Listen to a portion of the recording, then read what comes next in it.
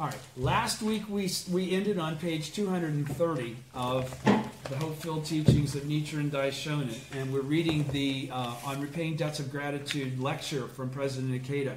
So having ended on page 230, we were going to start on 231 where it says the three virtues of Nichiren function to actualize Kosen Rufu. I'm going to go back to page 229. The last sentence on page 229 will lead into the paragraph on page 230, and I'll start over there again. That's just enough to get us kind of like reestablished on where we were at. So we cool? Everybody good? Sure. Yeah. All right, here we go. How is it that millions of SGI members around the globe now strive for the lofty cause of Kosen Rufu? That would be at the very top of page 230 now. With me?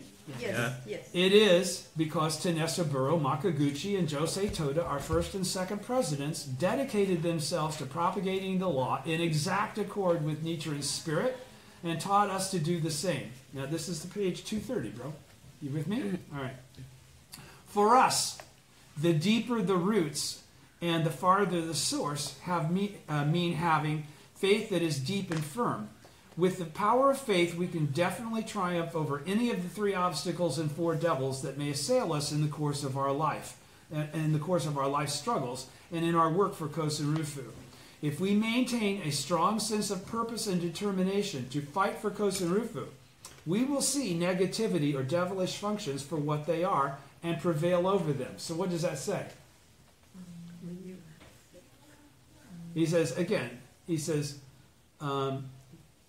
with faith that is deep and firm, with the power of faith, we can definitely triumph over any of the three obstacles and four devils that may assail us in the course of our life struggles and in our work for Kosen Rufu. If we maintain a strong sense of purpose and determination to fight for Kosen Rufu, we will see negativity or devilish functions for what they are and prevail over them. What is he talking about? Winning. Winning, but how do you win? With faith. By perceiving the truth. Yes, with faith. Because faith is what leads you to go to the Gohonzon and start chanting Daimoku. But that activates your Buddha wisdom. What he's talking about here, when he says seeing devilish functions for what they are, means you see them as devilish functions. You don't feel abused or something weird happened out of the clear blue sky that you don't understand. When these things occur, you go, aha! I'm going to kick your ass. Right? Yes. That's the point. So he says, once we see them as devilish functions, what do? How do you overcome a devilish function then? If you've perceived it, how did you perceive it? You perceived it only based on the teaching of your Buddha wisdom, of understanding exactly what's actualizing in your life, not what seems to be actualizing in your life, okay? And because of that, what do? We chant. We chant. And because we chant, we can prevail over them. Right. You cannot prevail over devilish functions through strategy, through effort alone, through whatever, because they morph into something else. Okay? This is karma being blown back in your face. All right? But it's good karma.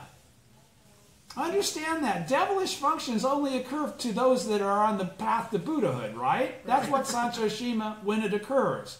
So those devilish functions are really your e-ticket to Buddhahood. In the absence of them and the struggle that occurs for you to prevail over them, you don't attain Buddhahood in your present form. Okay. Do you understand? Yes. Okay, so there are good friends, right? He says, belief is the sharp sword that cuts through any and all obstacles. We understand the teaching, we believe the teaching, we utilize the teaching, we triumph over all obstacles. In addition, the more prolific the branches and the longer the stream indicate that if we have courageous faith to remain undefeated by obstacles. Now, what did that mean? If we have courageous faith to remain undefeated by obstacles, what is that actually saying? If we chant Daimoku until we win, okay, that's what that's saying. Courageous faith means that you continue and continue and continue. You don't predicate it on, did I see a result? I'm done. Or did I see a result? I didn't, so I quit. Right. Okay, courageous faith is ceaseless devotion to prevailing. We will enjoy not only success and prosperity in our own lives, But our victory in turn will form the foundation for the success and prosperity of our descendants for generations to come. Okay? So you're never just doing this for yourself. Dependent origination puts people in the crosshairs of your capacity as a Buddha. They are part of your crew. All right? You are always carrying your crew forward, closer to the goal of attaining Buddhahood themselves. And you do that by always manifesting in their environment, in their existence, and lead them through the power of actual proof. Being the Buddha yourself. Actual Ichinen Sazen is the only way to help anybody attain Buddhahood. Because if you haven't done, you're trying to help them do something that is still theoretical to you. Right? So, he says, accordingly, so based on that, striving for Kosen Rufu here and now becomes the cause for happiness and prosperity in the present and the future. So you don't become happy someday by practicing correctly someday. Do you understand? All right, that's what he just said. All our hard work and effort to share Nichiren Buddhism is transformed into good fortune for our families and loved ones throughout eternity. That's why this is called on repaying debts of gratitude, right? How do you repay your debt of gratitude? To your family, to the people that you love. By being the Buddha and leading them to their own Buddhahood. Not prevailing over them and presiding over them as a king or a queen, right? By leading them to become equal to you. This is the law of causality based on the mystic law. All right? Now, continuing from where we were last week. On the top of page 231, the three virtues of Nichiren Daishonin function to actualize Kosen Rufu.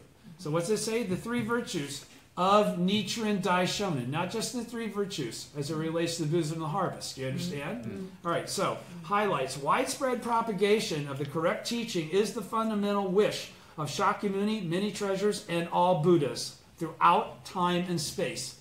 So that would include you as well, correct? Right. All right.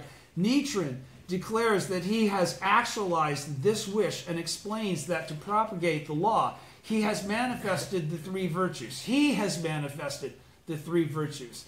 Those of parent, nurturing and caring for people, teacher, guiding people, and sovereign, protecting people. So now what President Ikeda is going to do, he's going to sort of contemporarily articulate what we mean by the three treasures in the three virtues in the modern day. Okay?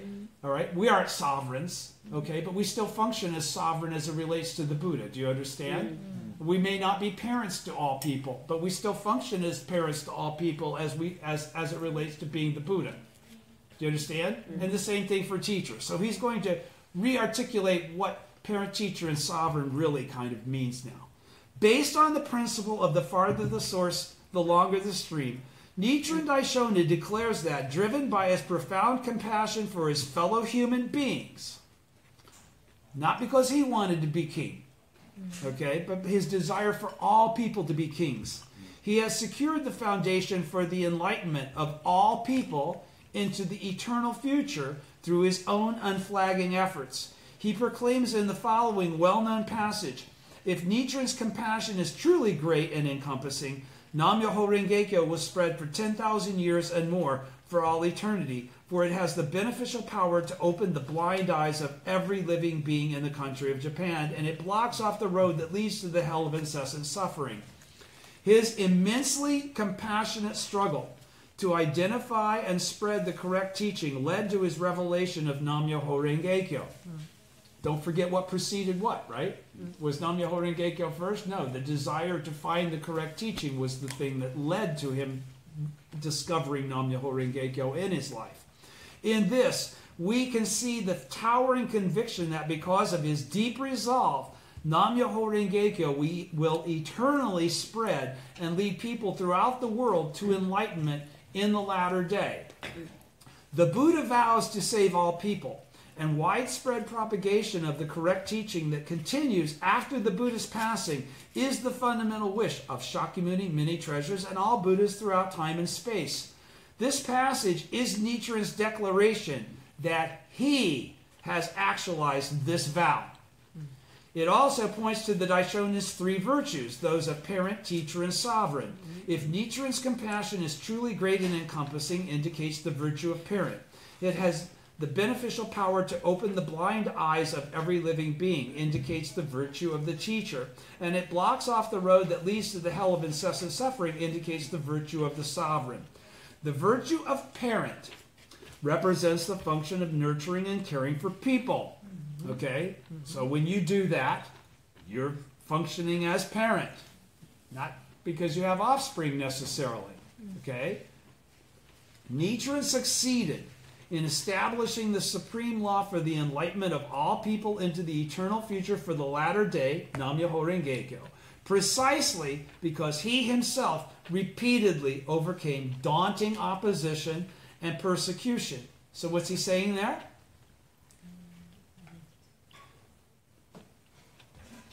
The obstacles that come with being the Buddha are the basis of being the Buddha. In the absence of them, you can never be the Buddha. So they are hand in glove. They are unescapable. They're not even to be tried to be avoided.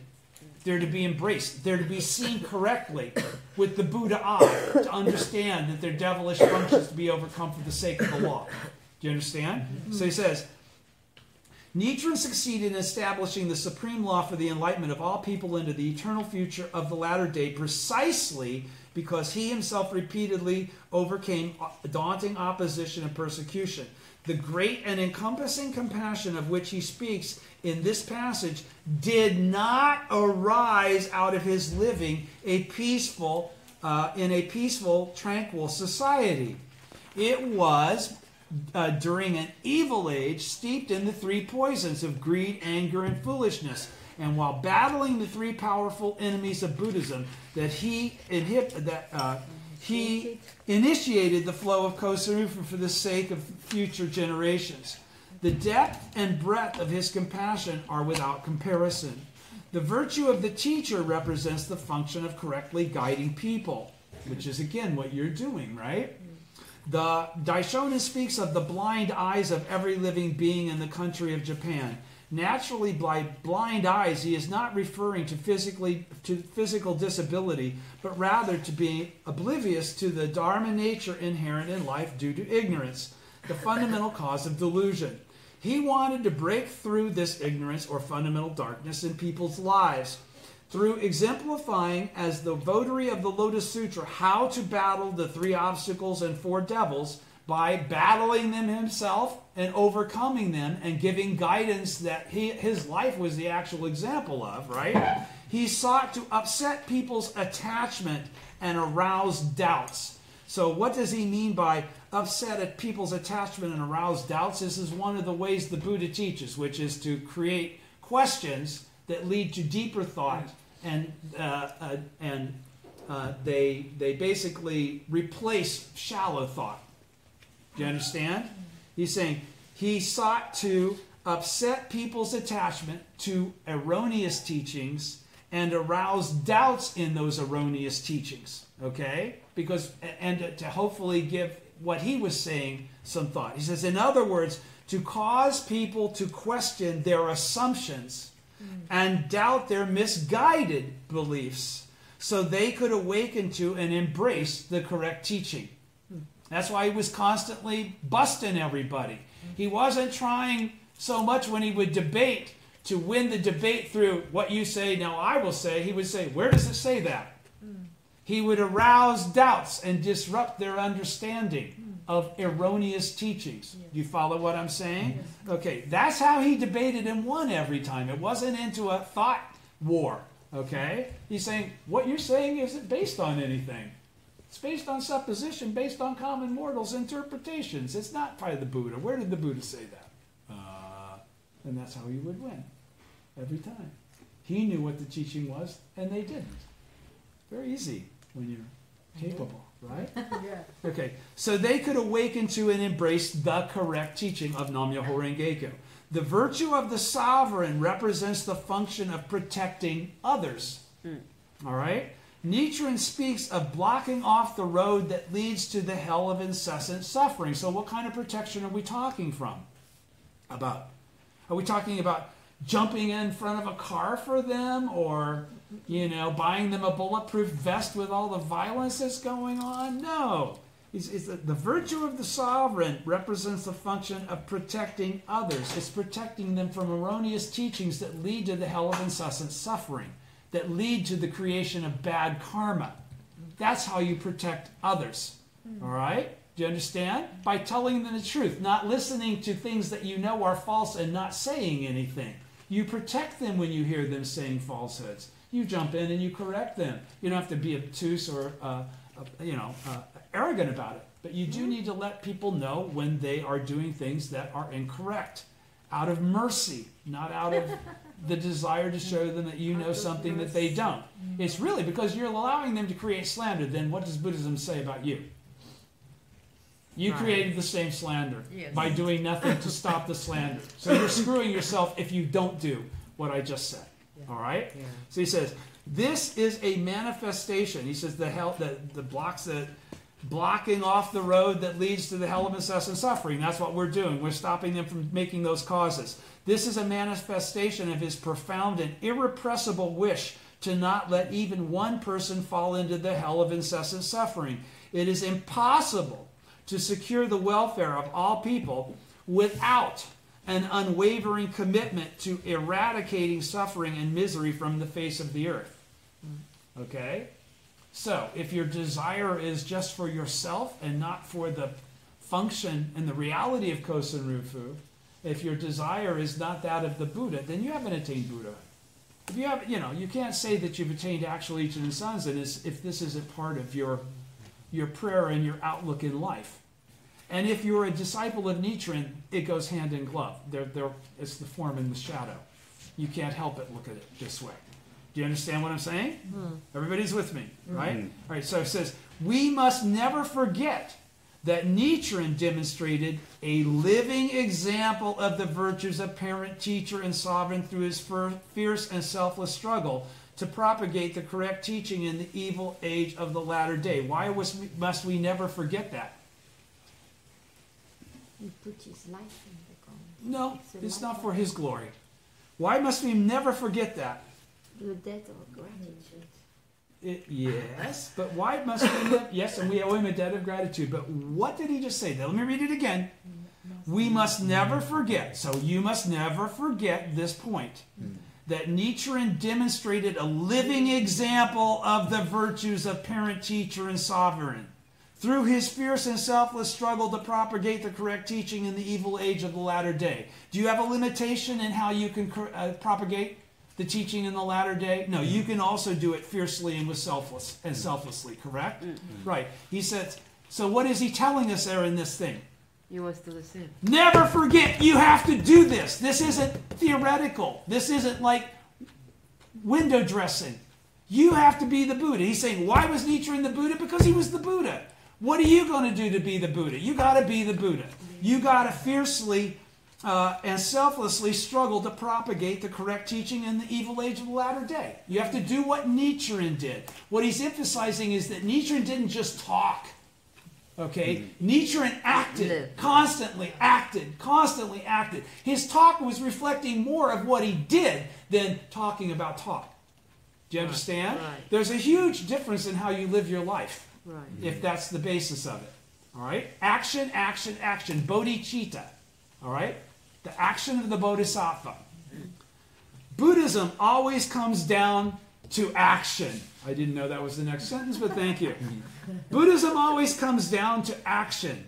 People who flaunt their authority and claim to possess the same inner enlightenment as the Buddha, without taking action that lends credence to this, are certainly spiritual descendants of the 6 non-Buddhist teachers in Shakyamuni's time.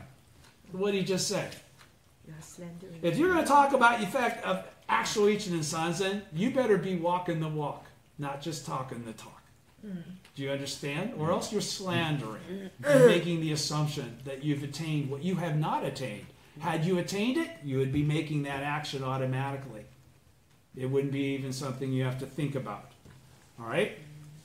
Inheriting Nichiren's selfless spirit our first two presidents, Mr. Makaguchi and Mr. Toda, stood up to actualize Kosen Rufu in society.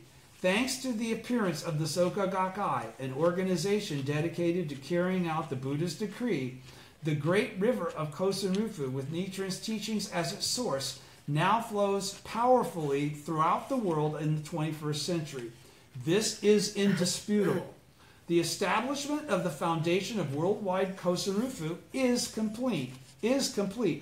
The time has at last arrived to extend this great river into an ocean of Kosen Rufu encompassing the globe. Nichiren Daishonin, the next top of page 234. A teaching of transformation, the benefit gained now, the benefit gained from one day's practice in the impure world. Does everybody understand that, what that's referring to?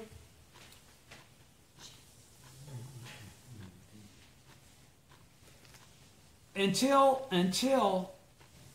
the Buddhism of the sowing, where was most of the benefit of practice of Buddhism to occur? Where would it occur in a person's life, according to the teaching? Prior to the Buddhism of the sowing. Buddhism of the harvest basically is the whole thing is the same way. Next lifetime. Someday, not now. Someday, not now. Okay? That's the difference between the Buddhism of the harvest and the Buddhism of sowing. Right. Okay? Buddhism of sowing only knows one time. Now. This moment. This moment. Okay? So, a teaching of transformation, the benefit gained from one day's practice in the impure world. Highlights, striving to free people from suffering at the most fundamental level in this defiled latter day of the law brings immeasurable benefit. Okay? Number one. 2, the most trying times are the most wonderful opportunities for challenging ourselves in our Buddhist practice and deepening our faith. Everybody's with me on that one? Why? The most trying times are the most wonderful opportunities for challenging ourselves in our Buddhist practice and deepening our faith. Turning poison to medicine. Yes, but how do you do that?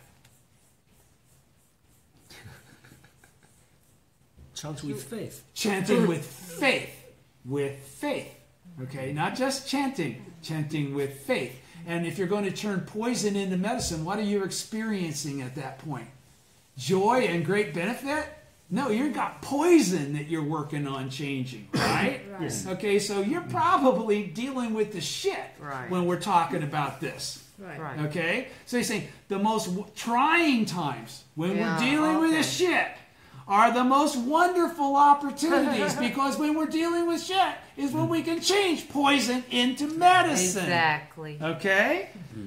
For challenging ourselves in Buddhist practice and deepening our faith. Our faith gets deepened because we actually win. We chant and we overcome. Okay? In the absence of those obstacles and that focused faith of, I want this to be different, we just have more of the boilerplate belief, the positive attitude. We're not actualizing. We're not doing the things that are required to actualize, and it's very easy to just go with the flow. Oh, yeah. I know everybody here doesn't chant so much Daimoku they have no time to chant more Daimoku. Okay? We could all chant more Daimoku. Yeah. How do we understand that fact? Okay, it's only through this pursuit that we deepen that level of understanding to reveal that truth to ourselves without having to be told that fact. Do you understand? Because if you have to be told to chant Daimoku, you will never chant Daimoku. There's nobody around you all the time. That's true. If you can't be the one telling you to chant Daimoku, there's not going to be a successful effort in that regard. I spend years and years and years of frustration and not understanding why I can't do it. Why I can't do it. Why can't I just do this simple thing of practicing the way I want to practice? Why? Because you don't have the guts to make yourself do it. Period. That's the only thing. You're giving in to devilish functions. You're not qualifying, aha, if I'm feeling this way, I know what that is. That's devilish function. Go Hanzo and get rid of this. you're not utilizing your faith and your wisdom as the Buddha. Right? You're just like, I guess this is okay. You're really not doing anything to advance yourself. You're staying in the same spot all the time. You got to move forward or the pain won't go away. The pain is to get there, is to get you to go forward. The pain will go away. But you have to go forward or the pain ain't going to go away. The pain is your friend. Yeah. The pain is the merciful aspect of your own life helping you be motivated in the correct manner. Okay? And if you're not, then you'll suffer the consequence for that. And that suffering will bring about that impetus to change. Okay? Because once you've connected with the Gohonzon, you can't get away. So it ain't never going to be that you can bullshit and flake it out. You'll never, no. It will slap you in the face. Oh, trust me, 45 years. I was probably slapped for at least 40 or 35 if not. Okay? But my faith is what kept me from rebelling in those situations. I knew it couldn't be the Gohonzon. It had to be me. I just couldn't figure out how it could be me. All right? And the only way you find that is to pursue Buddhahood, not to pursue membership in a lay organization. You pursue actual Ichinen Sanzen, as Daisaku Ikeda is saying to. All right? He's saying, again, where am I? Number 3. Okay. I'm going to go ahead and start at the top. The most trying times represent the most wonderful opportunities for challenging ourselves in our Buddhist practice and for deepening our faith. So the wise rejoice while the foolish retreat, right? All of our arduous efforts during those times. What's he talking about? Those times? Those times are the difficult times. Those times are the challenge times. Yeah. Those times are the devilish function times. Yeah. All of our arduous efforts during those times. Why are they arduous efforts? Because our life condition is being attacked. Okay? Our happiness is being attacked. Our sense of well-being is being attacked. During those times, we'll turn into incalculable benefit because we changed poison into medicine. We saw the devil and said, fuck you. Okay? I'm not going to be afraid. I'm not going to blame something other than what I know is at fault. I'm going to take myself and make this change. Quite simply, 100 years of practice in the land of perfect bliss, where there are no problems, signifies Buddhist practice in a comfortable environment free of hardships. Such circumstance would make it difficult for us to accomplish our human revolution because we would never go there. Right. It's against logic, okay? And without polishing and forging our lives, the goal of attaining the Buddha way, actual Ichinen Sanzen, would remain out of reach even if we practiced for 100 years. Do you understand? Okay, so Nichiren intended this statement as a sharp refutation of the teaching of the Pure Land Nembutsu school of Buddhism of his day, Amida, which emphasized carrying out Buddhist practice after gaining rebirth in the Pure Land. While many, right, you didn't worry about practice, all you did was say Amida's name so you could get to the Pure Land. And once you got there, he's going to handle you, right? After regaining rebirth in the Pure Land. While many religious traditions encourage aspiring for some otherworldly paradise, the Daishonin teaches that this world, the here and now, is the true place for carrying out Buddhist practice. He explains that opening the way to victory amid severe trials and tribulations is itself genuine Buddhist practice for polishing and forging our lives. One day's practice in the impure world may also be interpreted as meaning a teaching of transformation that truly leads those living in a defiled age to happiness. Nam-myoho Renge-kyo is the great law that enables us to instantly bring forth within our lives the state of supreme enlightenment of the Buddha. By transforming our minds or attitude, by transforming our minds or attitude, we can immediately transform our state of life. And that's a fact. We all know it. How does that happen? Chanting. It doesn't happen through a thought process. Thought process in front of the Gohonzon while chanting, yes. But one independent of that? No, that's rationalization. There's a difference. One's genuine wisdom, and the other one's bullshitting yourself. Because this is an evil age, various problems and difficulties arise in the course of daily life. It stands to reason that then that we who dedicate our lives to a grand mission will face even more daunting obstacles than those that do not. We who try and strive to attain actual Ichinen Sanzen are going to receive more obstacles to the course of our practice than those that just practice more casually. Do you understand? That don't seek Buddhahood as the actual daily event for their faith and practice. Okay, the key, however, is to use these obstacles as a powerful impetus to chant Nam-myoho Renge-kyo and actively challenge ourselves to overcome the problems we face.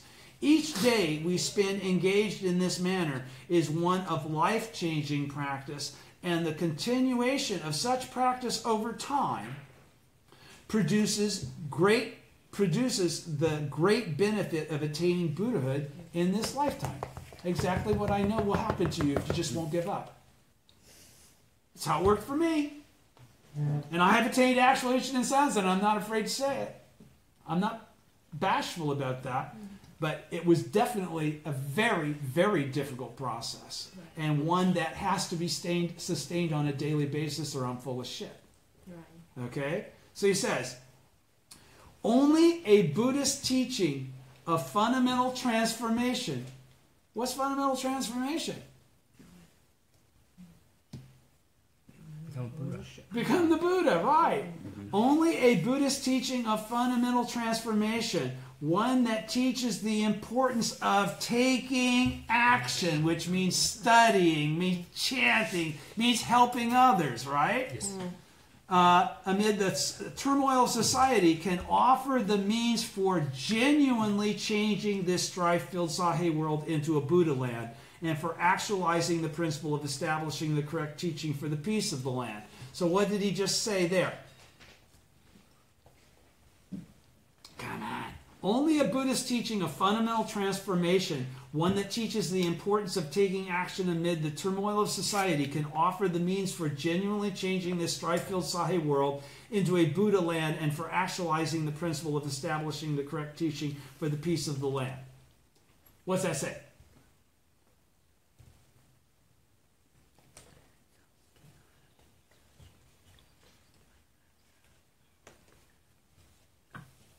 Buddhahood is here and now and never in another place. Absolutely, that's correct. And that only through the process of you doing human revolution and achieving actual Ichinen Sanzen are you able to create Kosen Rufu.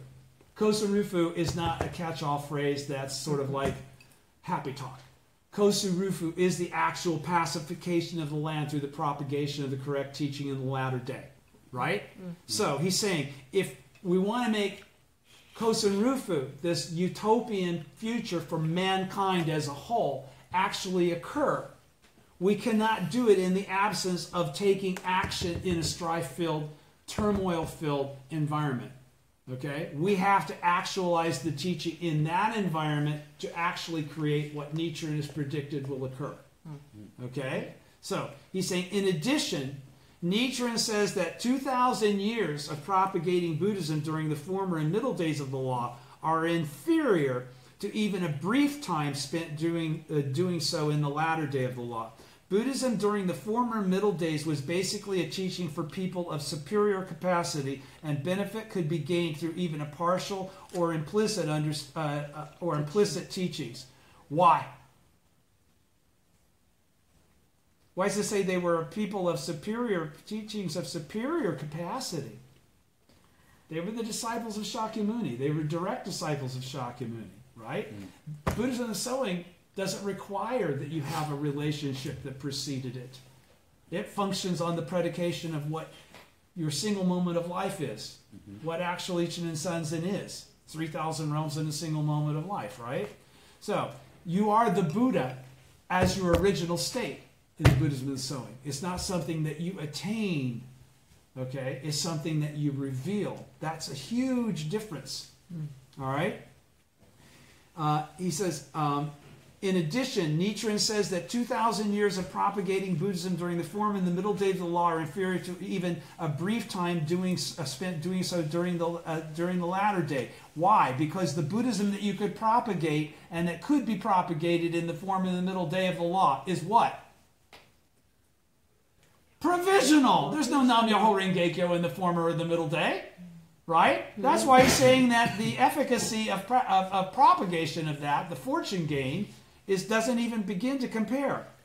Buddhism during the form of Buddhism was basically a teaching for people of superior capacity, direct, disciples of Shakyamuni, and benefit could be gained through even partial or implicit teachings. Right? The latter day, however, is an age of quarrels and disputes when the proponents of various partial and implicit teachings will all proclaim their particular school of Buddhism to be perfect and absolute. These teachings will function as negative influences that obstruct the spread of the correct teaching. Right? Yeah.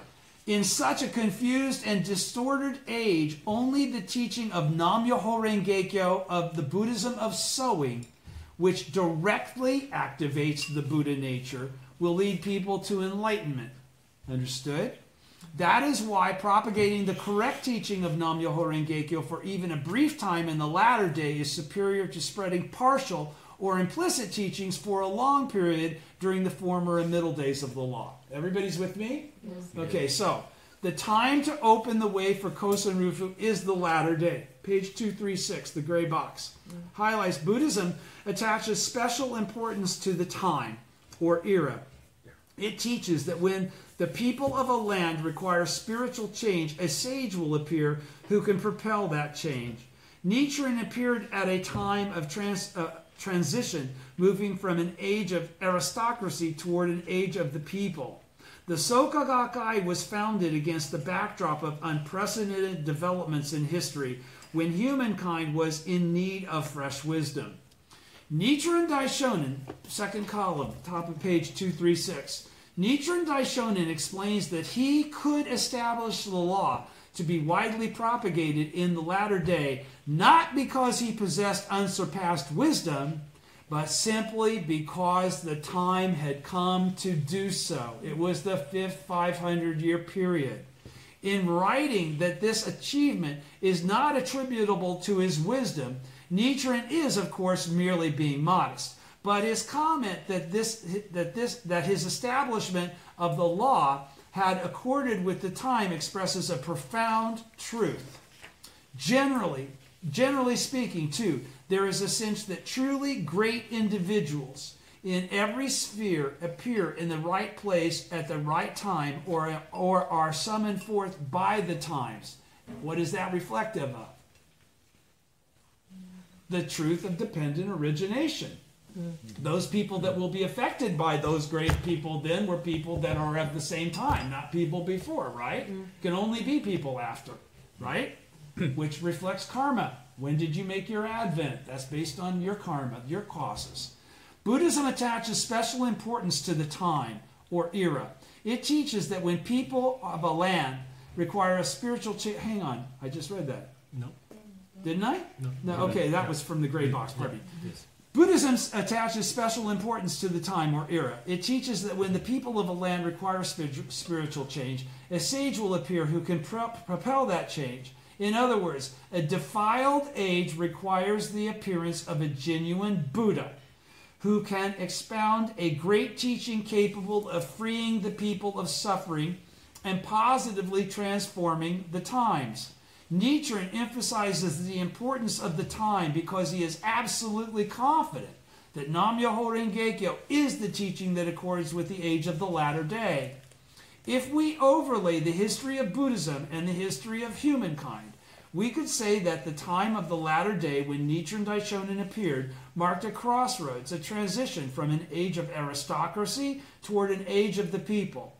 It also preceded an age of great exchange between peoples of different nations traveling across vast continents and oceans, which gave rise to a more global view and brought about dynamic changes.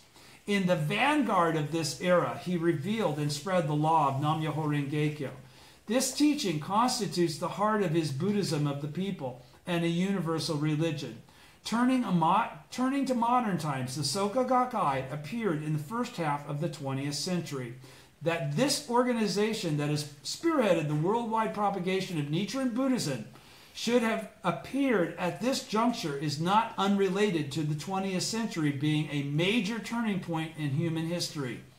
Witnessing 2 world wars and the birth of nuclear weapons that continue to threaten our very survival, the 20th century signaled the start of an entirely new epoch.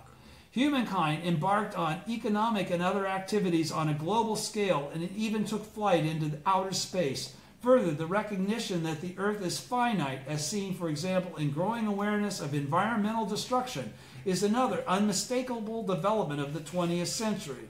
That century also saw a burgeoning awareness of human rights, as is evident in the dismantling of slavery and colonial rule, and in the creation of the United Nations and other world agencies dedicated to peace.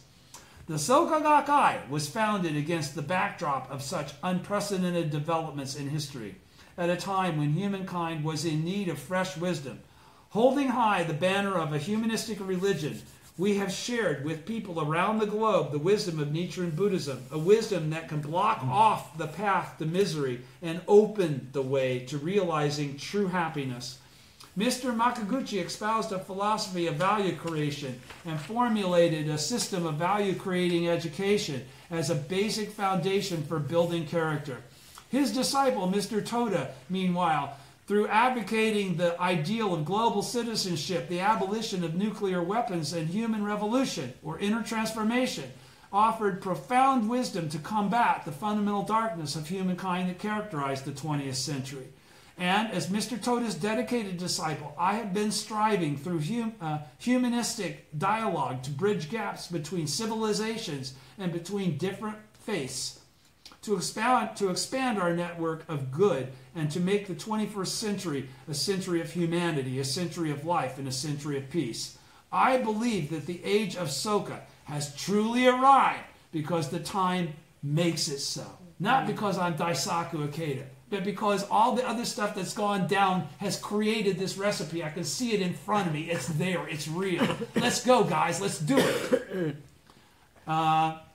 Second column, the gray box on page 238, and we're in the home stretch here. One more page. He says, I pray to the Buddha for final victory. Highlights, Nichiren concludes this treatise expressing his conviction that the Buddha's ardent wish is the widespread propagation of Nam-myoho Renge-kyo, and that he has accomplished this wish. The benefits of opening the path for Kosen Rufu will return to his late teacher Dozenbo. And the best way to repay our mentor is through our own victories. At the top of page 239. At the end of this treatise, Nichiren Daishonin expresses confidence that the Buddha's ardent wish is the widespread propagation of Nam-myoho Renge-kyo in the evil age after the Buddha's passing, and that he has accomplished that wish. And he states that his benefit in establishing the great law for the enlightenment of all people and opening the path for Kosen Rufu into the eternal future of the latter day will all return to his former teacher Dozenbo. In another writing, he says that the disciple is like the plant and the teacher the earth. The flower of victory that the disciple causes to blossom will unfailingly return to the earth as the good fortune of the mentor. And without a doubt, a new flower of victory will fragrantly bloom from this earth of mentor and disciple. I have served Mr. Toda with that conviction for the past 61 years. Even now, every day, I am devoting myself to Kosen Rufu with a fresh determination to reply to his expectations. That's why I'm not afraid of anything. Mr. Toda used to always say, to have an honorable disciple is a mentor's greatest happiness. I am confident that Mr. Toda would be pleased by my efforts. In December 1957, just after he had fulfilled his vow of realizing a membership of 750,000 households, Mr. Toda presented me with this poem. It was the last one I received from him. It's titled, Winning and Losing Are Both Part of Life. Winning and losing are both part of life, but I pray to the Buddha with determination for final victory. Win without fail. Triumph in the end, even over the harshest reality through prayer based on a vow. Break through all hardships to ring the bell of victory. Those were all exclamation points. I'll reread it. Win without fail, President Ikeda is encouraging each of us. Triumph in the end, even over the harshest reality through prayer based on a vow, President Ikeda is encouraging us.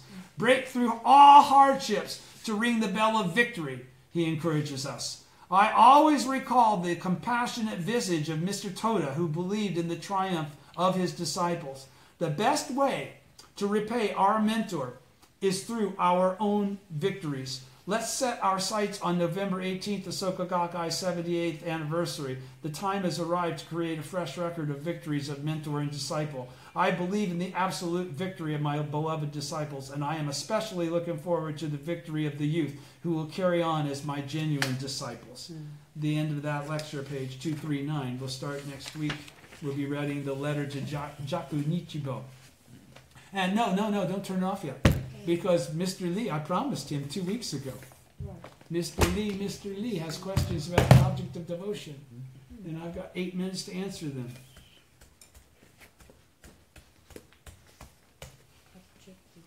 Sorry about that. All right. Mr. Lee asked from, I think it was the second one, when we started reading on repaying debts of gratitude, he actually made comments 2 consecutive weeks. The one from the week prior to this is actually, he's talking about why is it that only Nichiren Buddhism doesn't worship Shakyamuni Buddha. And why don't you guys have statues of Shakyamuni Buddha? And then the next week he then went on to say, and what's the proper view by Buddha on the precepts, say the 5 precepts? Some Buddhist groups, sect, school, whatever, explain why it's important to hold them, and some say that those are expedient means set out by the Buddha for our samsaric happiness. So what is the so-called correct view on this, or is there one? He then says, I think you know probably in the past there were so many schools of thought in Buddhism, especially Nagarjuna's the middle way school. I think Nichiren knew of that school. Yes, he obviously did. Everybody in the lineage of Tentai knows about Nagarjuna. He then says, I want to bring this up on my attention of this so-called day and age of the mass Buddhist descendants and their approach to its goal. I feel for Buddhism should be thoroughly investigated, studied, debated, analyzed, etc., to find out what should be adopted and what should be rejected. Example, how much in Buddhism is culture and dharma, or else it will be seen as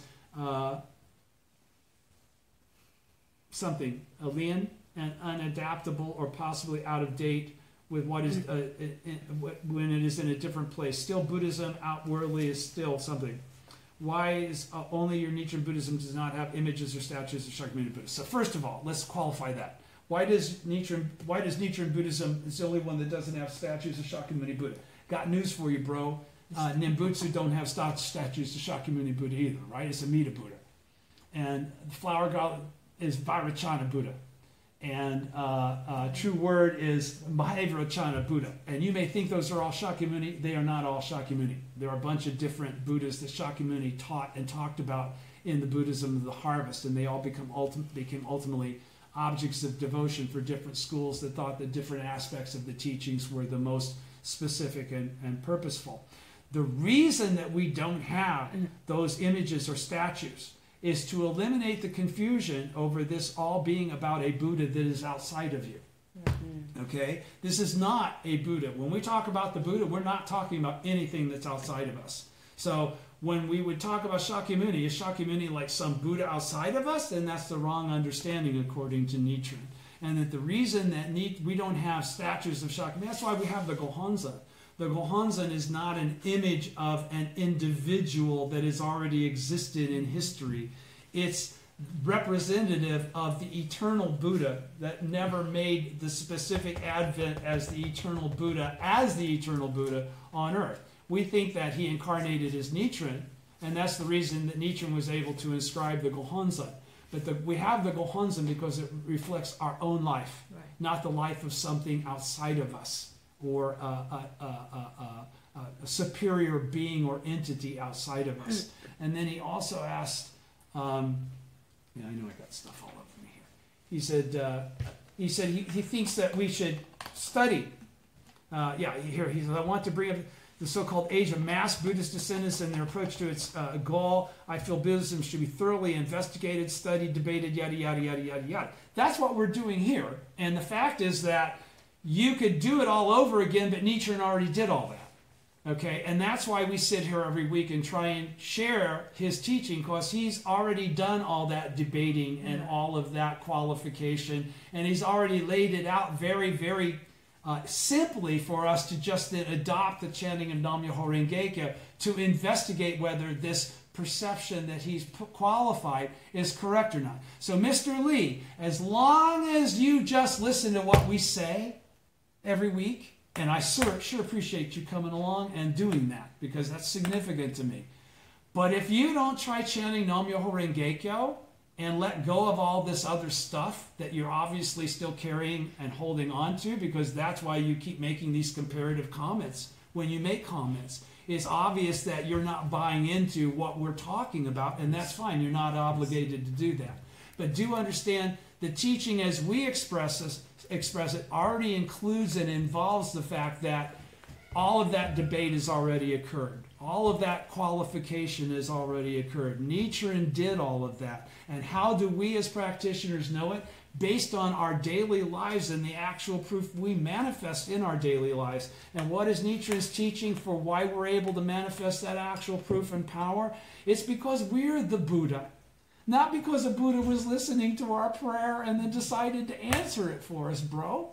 I mean, that's the whole point. Nichiren Buddhism teaches you that you are the Buddha. So you want to keep focusing on some Buddha that lived some other time in some other place that said a lot of contradictory things, you can remain confused. That is the point of confusion that we're trying to clarify. That is the point of confusion that Nichiren Buddhism clarifies and qualifies completely and absolutely and in a testable fashion. All you have to do is chant and see if it works. It's as simple as that. We encourage you to do that, and we encourage you to continue to listen to these videos and continue to ask questions. And I hope that answered a little bit about what you were asking, but that's why we don't have Shakyamuni statues. Shakyamuni was then, this is now. This is the latter day of the law. This is the Buddhism, the sowing. We practice and achieve actual Ichinen Sanzen, not theoretical Ichinen Sanzen. And that could not be accomplished until the latter day of the law and the advent of Nam-myoho Renge-kyo and the correct object of devotion for accomplishing that in a single lifetime in the latter day as someone that chants Nam-myoho Renge-kyo, which makes them a bodhisattva of the earth, whether they've ever chanted before or not. It's the most wonderful, peaceful, complete philosophies that there could ever be. Ask as many questions as you want. I hope this answered yours tonight. Thank you, everybody. See you next week. Thank you.